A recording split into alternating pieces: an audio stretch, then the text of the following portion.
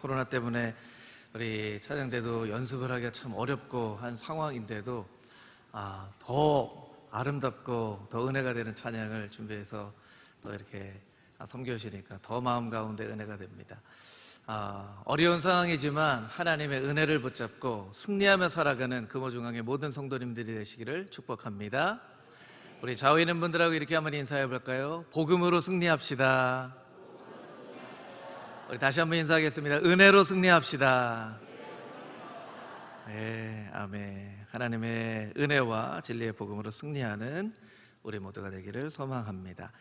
이번 주 우리 암송구절 우리 같이 먼저 암송하고 하나님 말씀 듣도록 하겠습니다. 빌립보서 2장 5절 말씀 함께 암송해 보겠습니다. 너희 안에 이 마음을 품으라 곧 그리스도 예수의 마음이니. 빌립보서 2장 5절 말씀. 아멘. 이번 주 우리가 같이 암송해야 될 말씀 우리 같이 읽어보겠습니다. 시작. 아무것도 염려하지 말고 다만 모든 일에 기도와 간구로 너희 구할 것을 감사함으로 하나님께 아뢰라. 그리하면 모든 지각에 뛰어난 하나님의 평강이 그리스도 예수 안에서 너의 마음과 생각을 지키시리라. 빌립보서 4장 6절에서 7절 말씀. 아멘. 한 주간의 말씀 열심히 암송할 수 있게 되기를 바랍니다. 우리가 7월 계속 시편 말씀 우리가 함께 나누고 있는데요, 오늘은 시편 73편 말씀을 통해서 하나님께 가까이함이 내게 복이라 라는 제목으로 은혜를 나누겠습니다. 이 시편 73편은 인간의 역사 속에 가장 어려운 주제 중에 하나를 이야기하는 시편입니다. 그래서 바로 정의이죠. 악인의 형통함을 어떻게 바라봐야만 하는가 하는 그런 주제를 이야기하고 있는 시편입니다. 정의는 삶의 문제입니다. 철학자의 논리나 토론 가운데 나오는 주제가 아닙니다. 그런데 우리가 삶에서 그 정의를 이야기하기보다는 어떤 토론이나 논리가 있을 때에 그때에만 정의를 이야기하기가 쉽죠. 그러니까 정의는 사실은 삶의 여러 가지 부조리와 고통 가운데 목소리를 크게 내는 그런 주제이지만 우리가 실제로 들을 때는 멀리서 들리는 메아리처럼 이 정의란 이야기를 듣게 됩니다. 그러니까 우리가 실제로 삶 가운데 이루어야 될 정의와 우리가 듣는 정의가 굉장히 괴리감이 있는 것이죠. 오늘의 시편 기자의 이 정의, 하나님 앞에서 이 부패한 사회를 향한 그 정의를 어떻게 이 시편 기자가 고백하고 또 마음 가운데 깨달았는지 그 영적인 진리를 함께 배워볼 수 있게 되기를 바랍니다. 우리가 읽은 16절 이전에 몇 구절을 보면 이 시편 기자의 이 배경을 우리가 잘 알 수 있는데요, 1절부터 3절까지의 말씀을 보면 하나님의 정의와 시편 기자가 경험하는 삶의 부조리를 이야기를 하고 있습니다. 우리 1절부터 3절까지 있는 말씀 자막으로 우리 한 목소리로 같이 읽어보겠습니다. 하나님이 참으로 이스라엘 중 마음이 정결한 자에게 선을 행하시나 나는 거의 넘어질 뻔하였고 나의 걸음이 미끄러질 뻔하였으니 이는 내가 악인의 형통함을 보고 오만한 자를 질투하였음이로다. 아멘. 1절에 이야기하고 있는 것처럼 하나님의 정의는 마음이 정결한 자에게 복을 주시는 것이죠. 반대로 표현하면 마음이 정결하지 않은 자를 벌하시는 것이 하나님의 정의예요. 그런데 그대로 되지 않고 3절에 있는 것처럼 악인들이 형통하는 그런 모습들을 보게 된다는 것이죠. 악인들이 형통하는 모습을 바라보면서 어떻게 악인이 형통합니까? 이런 마음으로 바라봤는데 나도 모르는 사이 그 형통함을 질투하는 마음까지 생겼다라고 3절에 이야기를 하고 있습니다. 악인들이 잘못된 방법으로 부자가 되고 돈을 버는 그런 것들을 바라면서 어떻게 저렇게 할 수 있느냐라고 생각을 하면서도 마음 가운데 아유 저 사람은 좋겠네 이런 마음이 생기는 거예요. 그런 마음까지 생겼다라는 거예요. 최근에 여러 가지 많은 뉴스들이 있지만 참 이해가 되지 않는 것 중에 하나는 이제 정부에서 부동산을 이제 억제하기 위해서 여러 가지 정책들을 만듭니다. 여러 가지 정책들을 만드는데 오히려 더 부동산에 관심이 많아져요. 사람들이 이런 방법으로 부동산이 어떻게 됐다, 더 규제를 한다, 세금을 낸다 하는 이야기가 세금을 더 많이 내겠구나 라고 하는 메시지로 들리기도 하지만, 또 반대로 지금 안 사면 언제 다시 살 수 있을까, 이런 메시지로 또 받아들이기도 한다는 것이죠. 그러니까 정부가 규제안을 내면 오히려 이것이 잠잠해져야 되는데, 규제안을 낼수록 더 부동산에 대한 관심이 많아져요. 여러분, 영끌이란 말 혹시 들어보신지 모르겠어요. 30대가 부동산을 사는 퍼센테이지가 굉장히 많이 늘었다는 거예요. 여러분, 30대가 부동산을 사기가 쉽지 않잖아요. 그러니까 대출을 받는데 영혼까지 끌어모아서 대출을 받는다, 이게 영끌이라는 말이에요. 그러면 그 대출은 15년, 20년 동안 갚아야 될 빚이죠, 사실은. 뉴스를 보면서 30대가 그런 메시지를 받는 거예요. 저렇게 세금을 많이 내는구나 하면서도 이거 빨리 사라는 이야기처럼 들리는 거예요, 오히려. 그러니까 악인의 형통함을 바라보면서 악인들이 어떻게 형통합니까? 라고 이야기를 하면서도 한편으로 속마음 깊숙한 곳에 저 사람 좋겠네, 이런 마음이 있는 거예요. 질투하는 마음이 들었다라고 이야기를 하고 있죠. 그래서 2절에 보면 내가 거의 넘어질 뻔했습니다. 나의 걸음이 거의 미끄러질 뻔했습니다. 실족할 뻔했다는 것이죠. 하나님에 대한 믿음을 거의 잃어버릴 상황까지 갔다라고 시편 기자는 이야기를 합니다. 그런데 그것에서 끝나지 않고 이 악인들은 더욱더 형통하게 되는 그런 모습들을 바라보게 되죠. 우리 11절부터 13절까지 있는 말씀, 우리 자막으로 같이 한번 읽어보도록 하겠습니다. 11절부터 13절 시작. 말하기를 하나님이 어찌 알랴, 지존자에게 지식이 있으랴 하는도다. 볼지어다 이들은 악인이라도 항상 평안하고 재물은 더욱 불어나는도다. 내가 내 마음을 깨끗하게 하며 내 손을 씻어 무죄하다 한 것이 실로 헛되도다. 아멘. 이 11절 이전에 있는 말씀들도 보면 이 불의한 방법으로 이 형통하게 되는 이 사람들은 평생 부자로 살다가 또 건강까지 얻어요. 또 죽을 때도 고통이 없이 죽습니다. 재물은 점점 더 불어나고 항상 평안하게 보여집니다. 근데 적반하장격으로 하나님을 모독하기까지 해요. 11절에 보면 하나님이 어찌 알랴, 지존자에게 지식이 있으랴. 하나님을 모독하는 거예요. 우리가 열심히 신앙생활을 할 때 우리를 욕하는 것은 때로 견딜 수 있습니다. 그런데 우리 때문에 하나님을 욕하는 것은 견딜 수가 없죠. 아니, 열심히 그렇게 신앙생활 한다고 하는데 하나님은 어디 계신 거야? 왜 안 도와주시는 거야? 뭐 이런 얘기를 할 때 우리가 너무너무나 괴로운 것이죠. 시편 기자가 그런 괴로움에 처했다는 거예요. 그리고 그런 이야기를 들으면서 어떤 마음까지 생각했냐면 13절에 있는 것처럼 내가 마음을 깨끗하게 하고 내 손을 씻어서 나는 죄가 없다 한 게 참 헛된 일이 아닌가, 헛된 일이 아닌가. 내가 참 하나님 앞에 정직하게 살아온 삶이 참 헛살은 게 아닌가, 이런 생각까지 들었다는 거예요. 내가 열심히 예배드리고 주일 성수하고 감사헌금과 주일헌금과 11조와 장학헌금과 또 때로는 몸이 아파가면서까지도 봉사하는 일과 또 이웃을 돌아보는 일과 저기 복음 없이 살아가는 사람들 위해서 선교하는 그런 모든 일들이 돌아보니까 참 보람 있고 참 의미 있고 값진 일이었다라고 생각되어지는 것이 아니라 참 헛산 거 아니야. 저렇게 안 사는 사람들은 저렇게 떵떵거리면서 점점 더 부자가 되고 점점 더 잘 사는데 나는 참 헛산 거 아니야, 이런 생각까지도 시편 기자가 들었다는 거예요.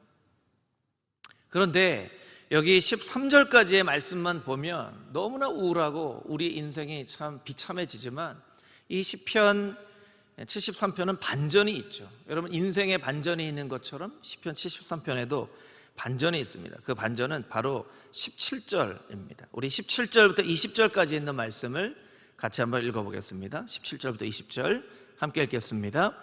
하나님의 성소에 들어갈 때에야 그들의 종말을 내가 깨달았나이다. 주께서 참으로 그들을 미끄러운 데 두시며 파멸에 던지시니 그들이 어찌하여 그리 갑자기 황폐되었는가. 놀랄 정도로 그들은 전멸하였나이다.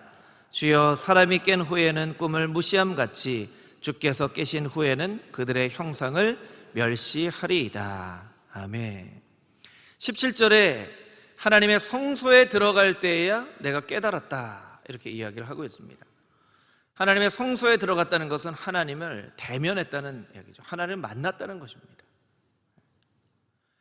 여러분, 삶에 여러 가지 많은 문제가 있을 때 그 삶의 문제들을 바라보면 아무리 깊이 바라봐도 문제에 대한 해답을 찾기 어려울 때가 있어요. 여러분, 그럴 때 그 문제에서 우리의 시선을 떼어서 하나님을 바라봐야만 합니다.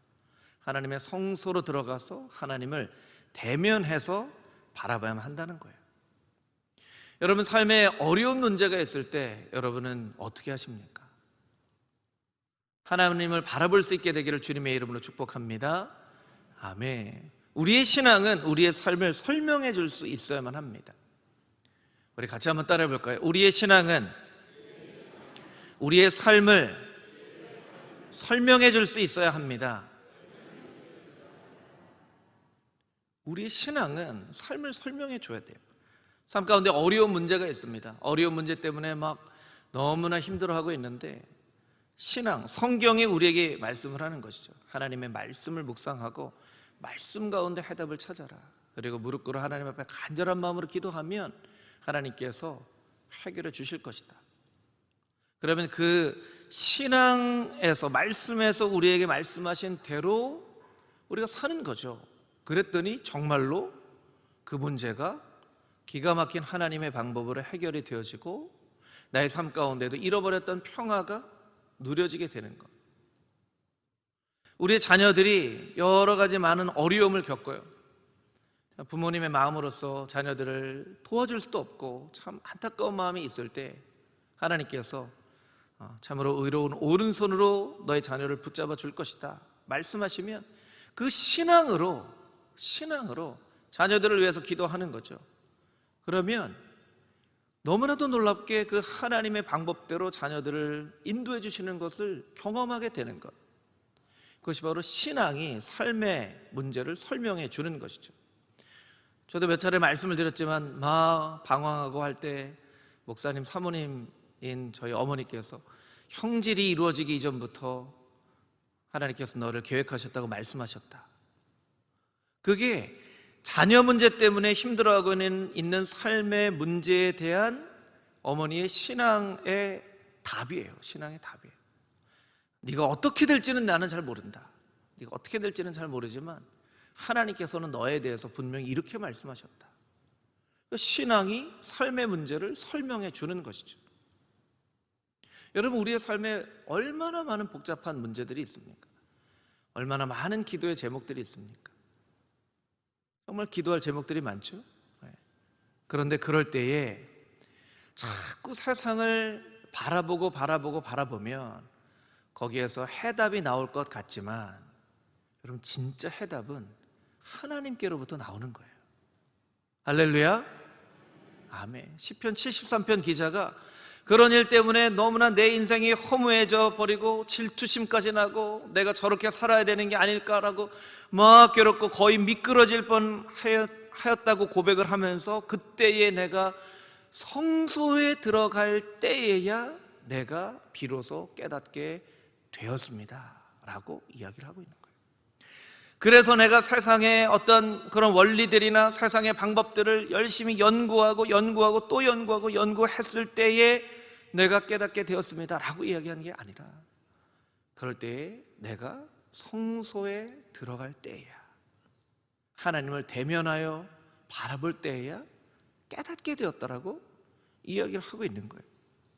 물론 우리는 세상과 담을 쌓고 살 수는 없겠죠. 세상의 뉴스들도 들어야 됩니다. 그러나 여러분, 세상의 뉴스는 적당히 보고 하나님의 말씀은 열심히 봐야만 한다는 거예요. 우리는 반대로예요.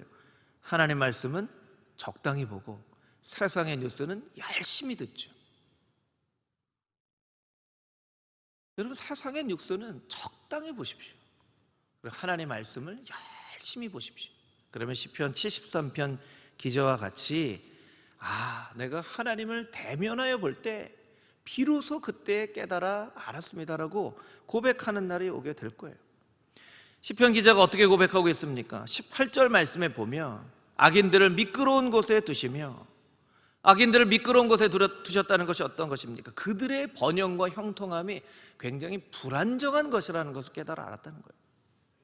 하나님 성소에 들어가서 하나님을 대면하여 보지 못했을 때는 그들이 정말 무너지지 않을 것 같은 철옹성 같은 부와 형통함을 쌓아둔 것처럼 여겼지만, 성소에 들어가서 하나님을 대면하고 본 다음에는 저 사람들이 자세히 살펴보니까 굉장히 불안정한 곳에 부를 쌓고 있구나 라는 것이 보여지는 거예요. 예전에는 안 보여졌는데 이제는 보여지는 것이죠.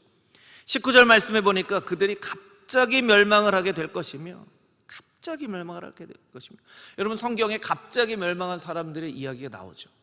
사울왕도 그렇고 이세벨도 그렇고 아달랴도 그렇고 헤롯 왕도 그렇고, 이 사람들은 정말 무너지지 않을 것 같은 권력을 가졌던 사람들이에요. 그런데 갑자기 무너집니다. 그 사람들을 보면서 하나님이 깨닫게 해주는 거예요. 그렇지, 이세벨도 사울왕도 아달랴도 무너지지 않을 것처럼 보였는데 갑자기 무너졌지 라고 잊어버렸던 하나님의 말씀이 기억이 나는 거예요. 그리고 20절, 하나님께서 그들의 삶을 인정하지 않으시고 멸시한다는 것을 깨달았어요. 그렇지, 하나님께서 인정하시는 삶을 살아야지, 저 사람들의 삶을 하나님께서 인정하시지 않지라는 것을 깨닫게 되는 거예요. 이것을 언제 깨달았다고요? 하나님의 성소에 들어갈 때. 하나님의 성소에 들어갈 때. 이스라엘 백성들은 예루살렘 성전 안에 성소와 지성소가 있었잖아요. 그리고 1년에 3차례 제사를 드릴 때 성소에 갔습니다. 그리고 너무나 힘이 들 때 성소에 가서 기도를 했죠. 여러분, 이 예배당이 성소가 될 수 있고요, 때로는 여러분이 어떤 간절한 마음으로 기도하는 것이 성소가 될 수 있습니다. 또 우리가 앞으로 3주간 기도할 다니엘 기도, 이 다니엘 기도도 성소가 될 수 있어요. 그래서 특별한 마음을 가지고 하나님 앞에 간절한 마음으로 하나님을 만나기 원합니다. 하나님을 대면하여 알기 원합니다. 나의 여러 가지 많은 복잡한 문제들이 하나님을 대면하여 볼 때에야 깨달아지는 은혜가 있기 원합니다.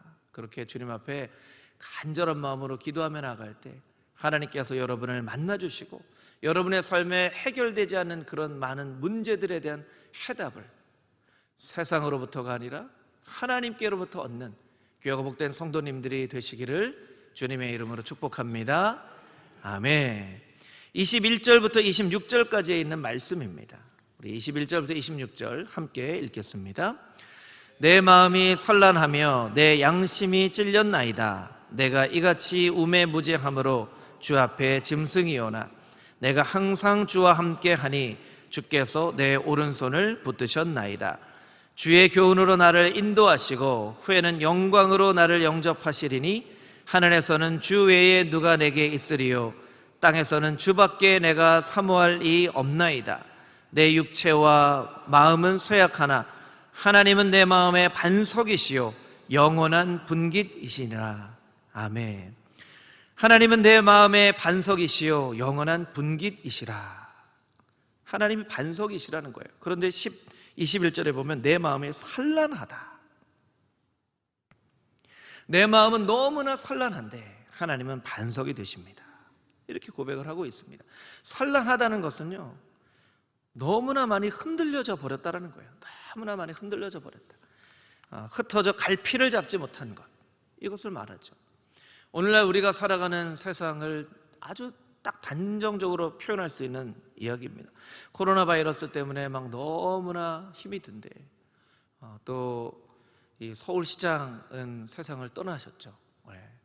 그리고 말씀드린 것처럼 막 부동산이 과열되어 있고, 막 중국과 일본에서는 막 홍수가 났다고 하고, 중국은 그 댐이 무너질지 말지, 그 댐이 무너지면 이재민이 막 1억 명 이상 난다고 하는데, 뭐 그런 상황 가운데서 교회는 아무런 소모임도 모이지 말라고 했는데 또 얘기를 들어보니까 9월 18일부터는 또 서울에서 퀴어 축제, 동성애 축제를 하는 건 또 허락을 했다는 또 이야기를 또 듣고, 도대체 세상이 어떻게 돌아가는지, 어떤 삶을 살고 있는지 마음이 막 너무 혼란스러운 삶 가운데 있는 것이죠. 혼란스러운 삶 가운데 있어요. 그런데 여러분, 혼란스러워도 중심을 잡으면 괜찮습니다. 여러분, 나침판은 중심이 있잖아요. 그렇죠? 여러분, 두 가지 나침판이 있습니다. 하나는 막 흔들리는 나침판이 있고, 하나는 절대로 흔들려지지 않는 나침판이 있어요. 어떤 나침판이 고장난 나침판일까요? 흔들리지 않는 나침판이 고장난 나침판이래요. 나침판은요, 계속 흔들리면서 방향을 찾으려고 열심히 노력한다는 거예요. 뭐 나침판이 노력하지는 않지만, 그냥 나침판이 한번 북쪽을 향하면 그냥 평생 북쪽을 딱 향하는 게 아니라, 조금이라도 위치가 바뀌어지면 막 그 위치를 찾으려고 나침판이 막 흔들려지는 거예요. 그 나침판이 흔들려지는 모습이 마치 우리가 열심히 인생의 방향을 잡아가려고 노력하는 우리의 모습과 비슷한 것 같아요. 그래서 흔들리는 나침판은 방향을 잃지 않는다, 이런 얘기가 있습니다. 또 어떤 시인은 이런 시도 썼죠. 흔들리지 않는 꽃이 어디 있으랴. 흔들리지 않으면서 피는 꽃은 없습니다. 그 꽃은 다 비바람에 흔들거리며 그 비바람을 견디며 아름답게 피는 꽃이죠. 그런데 중요한 것은 중심이 있어야 된다는 거예요. 흔들려 버리기만 하면 나침반에 중심이 있기 때문에 흔들려질 수 있는 것처럼 우리의 삶에도 중심이 있어야죠. 이 중심을 이 시편에서는 하나님께서 내 오른손을 붙잡아 주셨다라고 표현을 하고 있는 것이죠. 23절에 보면 내가 항상 주와 함께 하니 주께서 내 오른손을 붙드셨나이다. 이 오른손은 성경에서 늘 강한 힘을 나타내는 데 사용되는 말입니다. 하나님의 오른손으로 내 오른손을 꽉 잡아주시는 것, 우리 중심이 바로 세워져 있는 그런 표현이죠. 이사야 41장 10절 말씀, 우리에게 잘 알려진 말씀인데요, 우리 같이 한 목소리로 읽어보겠습니다. 두려워하지 말라, 내가 너와 함께함이라. 놀라지 말라, 나는 내 하나님이 됨이라. 내가 너를 굳세게 하리라. 참으로 너를 도와주리라. 참으로 나의 의로운 오른손으로 너를 붙들리라. 아멘. 하나님께서 우리에게 말씀하십니다. 두려워하지 마라, 내가 너와 함께하기 때문이다. 놀라지 마라, 내가 너의 하나님이다. 참으로 너를 도와줄 것이다. 내 의로운 오른손으로 너를 붙잡아 줄 것이다. 할렐루야. 아멘. 오른손으로 붙잡아 준다는 거예요. 흔들릴 때는요, 흔들리지 않는 것을 붙잡아야 됩니다. 여러분, 흔들리지 않는 것을 붙잡는 지혜가 우리에게 있어야 돼요. 우리 같이 한번 따라해 볼까요? 흔들리지 않을 것을 붙잡는 지혜가 있어야만 합니다. 흔들릴 때는 흔들리지 않을 것을 붙잡아야죠. 버스 타고 전철 타고 다니시면 이게 붙잡는 게 있잖아요. 막 덜컹덜컹하고 막 흔들려요. 그러면 흔들리지 않을 걸 잡아야죠. 자기야, 내가 자기 잡아줄게, 날 꼭 붙잡아, 내가 꼭 붙잡아줄게 하면서 붙잡고 서로 흔들리는 거잖아요. 아니야, 이럴 때는 흔들리지 않을 걸 붙잡아야지. 우리가 너무나 잘 아는 그냥 상식이죠. 자녀들이 어렵습니다. 자녀들이 힘들어요. 사춘기만 지나면 괜찮아지겠지, 대학만 졸업하면 괜찮아지겠지, 취업만 하면 괜찮아지겠지, 결혼만 하면 괜찮아지겠지. 여러분, 괜찮아지겠지라고 하는 생각을 당연히 우리가 해야죠. 그런데요, 역설적으로 제가 어떤 라디오 프로그램을 듣다가 너무나 삶이 힘들어서 상담을 하는 그 상담 요청자에게 그 라디오 진행자가 이렇게 얘기를 하더라고요. 그런데 이건 조심스럽지만 제 얘기를 하면 저는 어떻게 생각하냐면, 그 문제가 해결되겠지라고 생각하지 않고 평생 해결되지 않을 수도 있다라고 생각을 합니다. 평생 해결되지 않을 수도 있다라고 생각하고, 그러면 나는 어떻게 살아야 되는가라는 것을 생각합니다. 근데 그 얘기가 굉장히 역설적인 얘기인데 마음에 와닿더라고요. 아이들을 붙잡으면 안 돼요. 그러면 아이들하고 부모님하고 함께 흔들려요. 성적이 올라가면 좋아하고 성적이 떨어지면 내려가고, 어제는 천국으로 오늘은 지옥으로 계속 흔들리는 거예요.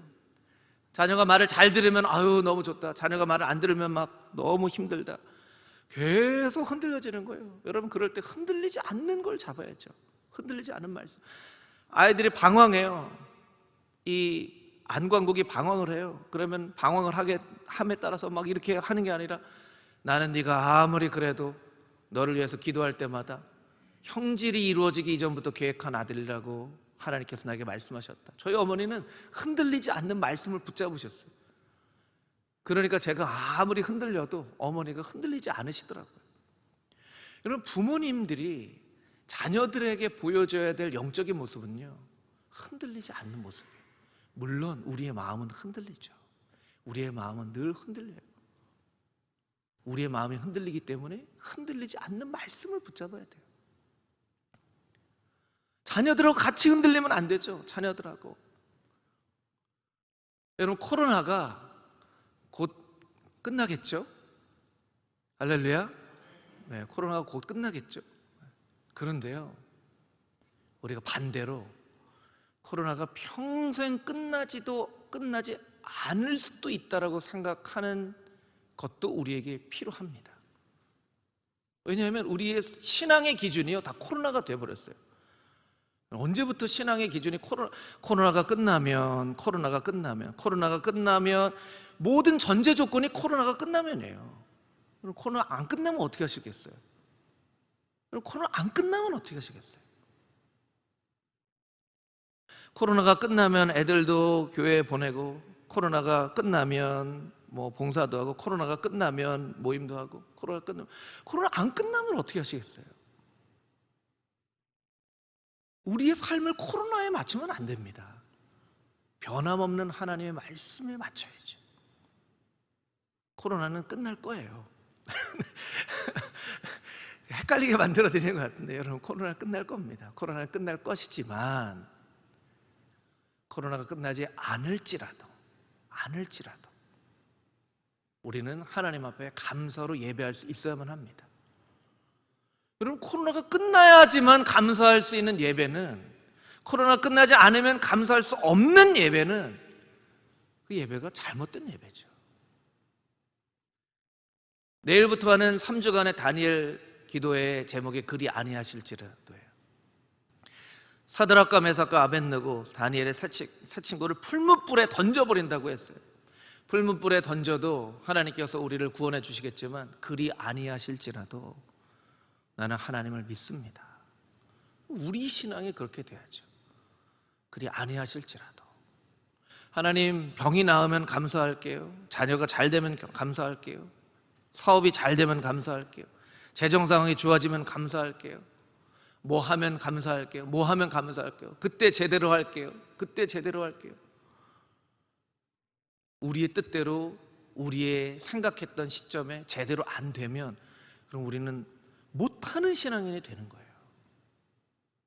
우리는 흔들리는 삶 가운데 흔들리지 않는 말씀과 하나님의 사랑을 붙잡아야만 이 흔들리는 세상 가운데 살아남을 수 있다는 것을 반드시 깨달아 알아야만 합니다.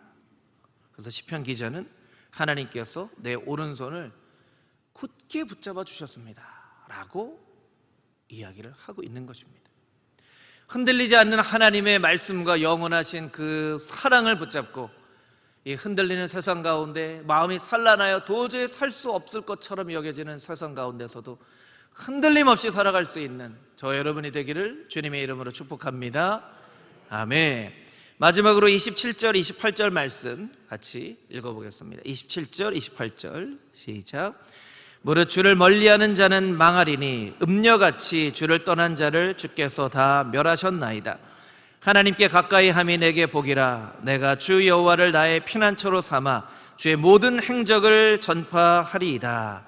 아멘.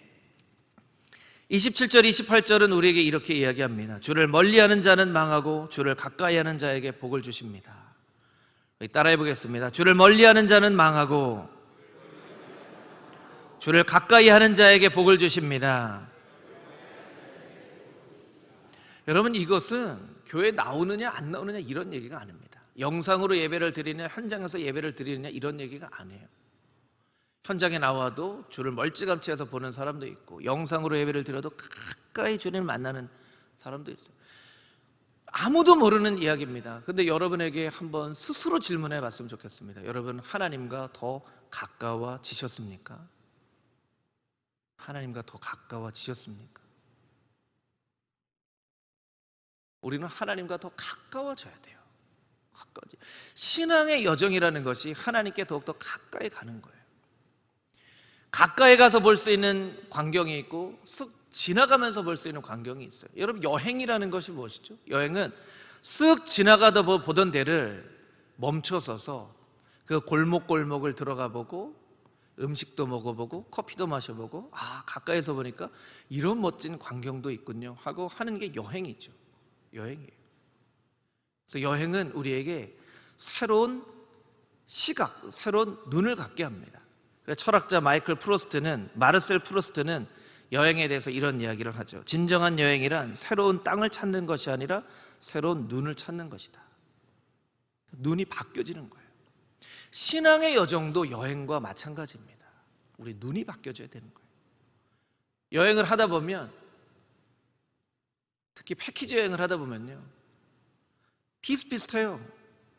뭐 예를 들면 미국을 가든 일본을 가든, 일본하고 미국은 얼마나 다른 나라입니까? 그런데 비슷해요. 아침 일찍 일어나세요. 버스 타세요. 그럼 버스 타고 한참 가다가 내리세요. 15분 들릴 때니까 사진 찍고 오세요. 사진 찍고 와서 또 타세요. 한참 갑니다. 30분 들릴 때니까 사진 찍고 오세요. 그렇게 하루 이틀 3일 보내고 나면 이게 어디서 찍은 사진인지 몰라요.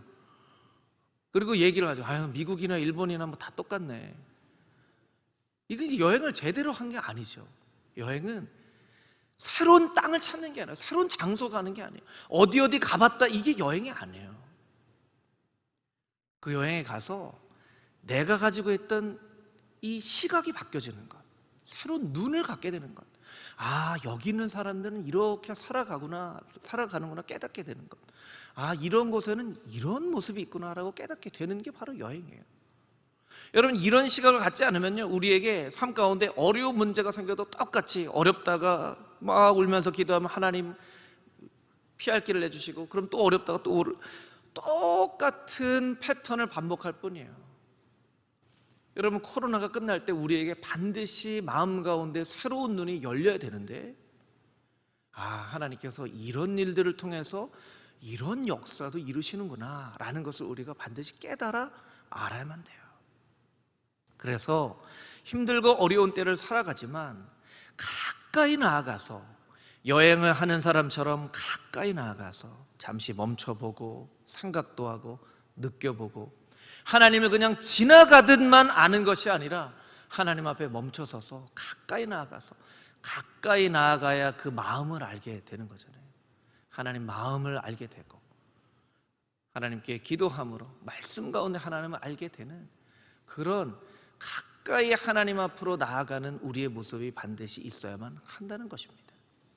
제가 지난주 3부 예배, 젊은이 예배를 드리면서 제가 익숙하게 불렀던 찬양이에요. 그 전까지는 그냥 쑥 지나가면서 불렀던 찬양이에요.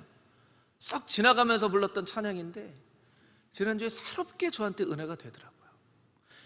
맨날 그냥 가사대로 싹 지나가면서 뭐 한 100번 이상 불렀을 거예요. 그런데 그 찬양 앞에서 멈춰서니까 그 가사의 한 구절 한 구절에 저에게 너무나 큰 은혜가 됐어요. 꽃들도라고 하는 찬양인데요, 가사를 좀 한번 먼저 띄워주시겠습니까? 제가 가사를 읽어드릴게요. 이곳에 생명샘 솟아나 눈물 골짝 지나갈 때 머자나 열매 맺히고 웃음소리 넘쳐나리라.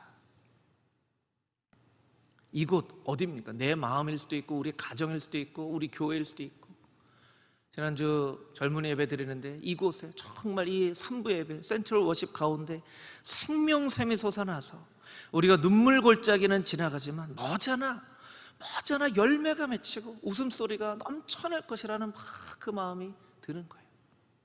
2절입니다. 그날에 하늘이 열리고 모든 이가 보게 되리라. 마침내 꽃들이 피고 영광의 주가 오시리라. 그날에 하늘이 열리고 영광의 주님이 오시는 그날이 막 마음 가운데 그려지는 거예요.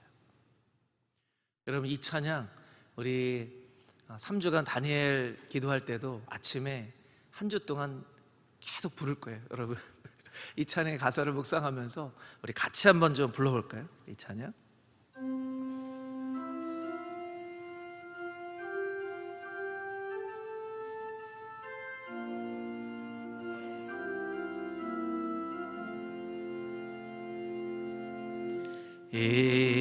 이곳에 생명샘 솟아나 눈물 골짝 지나갈 때에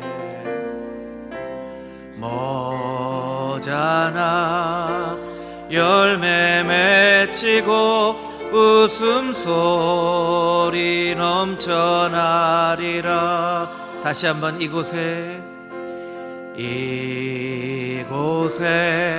생명샘 솟아나 눈물 골짝 지나갈 때에 머지않아 열매 맺히고 웃음소리 넘쳐나리라. 꽃들도 구름도 바람도 넓은 바다도 찬양하라 예수를. 하늘을 울리며 노래해 나의 영혼아 은혜의 주. 그날에 하늘이 열리고 그날에 하늘이 열리고 모든 이가 보게 되리라. 마침내 꽃들이 피고 영광의 주가 오시리라.